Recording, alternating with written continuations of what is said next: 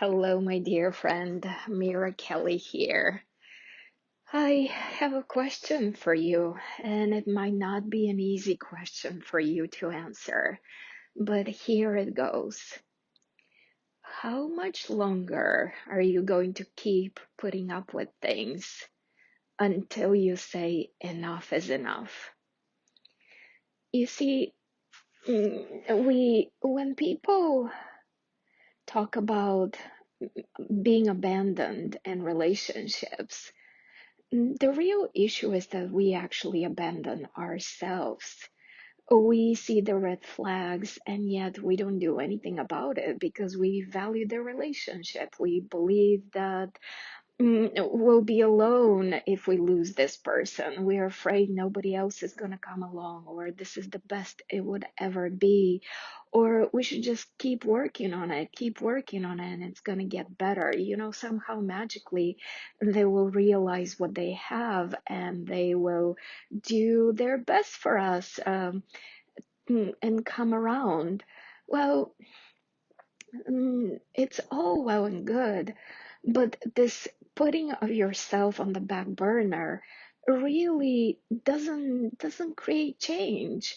You see, if you decide I'm out of here, one of two things. Well, if you decide this is not right for me, this is not in alignment for me, this is this is not this is not what I want for myself. One of two things will happen. Either you will step out and nothing will happen, so you will know, oh my God, it was really the right thing for me to step back and step out because didn't this person didn't do anything to pursue me, to get me back, to change things for us and make things better for me and meet my needs. Or somehow they're really gonna get jolted and say, wow, oh no, I value you, let me bend over backwards. But now here's the thing, you cannot step out trying to manipulate the situation, hoping that they will actually offer you more. And this does not just apply in a romantic context. Just this morning, I heard a story of someone who was just fed up with what he was offered in a work context, in a business context, and now the team is bending over backwards to accommodate him, to keep him, to do the right things for him, to offer so much more money for his services, right? All of that. So but this man didn't do that for the purpose of actually manipulating the situation so they will get jolted into seeing his value. No, he was like, I'm honestly done. Enough is enough. You guys never saw my value. I put up with things, and enough is enough. And so you got to be very sincere with your willingness to let go, your willingness of you choosing you. You saying, I sat with myself, I know my value, I know my worth. I'm the one who sets standards, and this is not in alignment with those standards. And so I'm really ready to let go. I'm really very sincerely saying, I'm stepping out, even if you never come back pursuing me and trying to offer me this deep, profound love or the more money I would have loved earlier on in time. I'm just really saying, no, I choose me. Because you see, we set the standards. We always do. We always, always, always do. And so my question for you is, how much longer and how much more are you going to put up with things? How much more are you going to be willing to take it in without saying anything, feeling resentful, but let's wait, maybe something will change, making excuses for them, right? Like, oh my God, let's talk about all the excuses we make when we're not ready in their favor, right? Excuses of why they couldn't,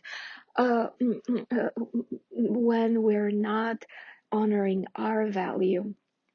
And so it's not an easy one to catch yourself in the middle of, if nobody's pointing it out to you, right? Because when you're trapped in those excuses and in those fears of losing the dream or losing the potential of what it could be, or looking at time and being like, oh my God, I invested so much time in this relationship. I should be married by now. Like my biological clock is ticking. Like all the things we tell ourselves to convince ourselves to wait a little longer. Is this right for you, my love? Is this right for you? And if you have a girlfriend who is really in your corner and is advocating for you and is really straight up telling you telling you the truth of like things are, what would she say? Would she say, yeah, keep going and stick with this? Or would she say, no, girlfriend, throw in the towel, walk away, cut your losses short, right? Like really walk away now. And so, um, if you're somebody who years ago took years to let go of a guy in a toxic situation that was not feeding you, and then with the next guy, you took a few months, and now you're hearing me talk about this, and you're literally deciding in that, you're threading in that place where, like, should I step out? Should I stay? And as you hear me talk, maybe you decide, you know what? No, this is my sign. I'm out of here. If this is you, I'm celebrating you for choosing you. That's really what I want to give you as a message out of this recording. It's not about abandoning people and leaving quickly. This is really more about tune in and see what's right for you. See where you stand. See what feeds you and nurtures you and what is right for you, and then decide what do you do. Because remember, it's for you to teach others how to love you. It's for you to set the standard. It's for you to set the boundaries. It's for you to say, you know what? I dream a bigger dream. And it's totally okay that you cannot meet me. I am going to let this go, and then walk away.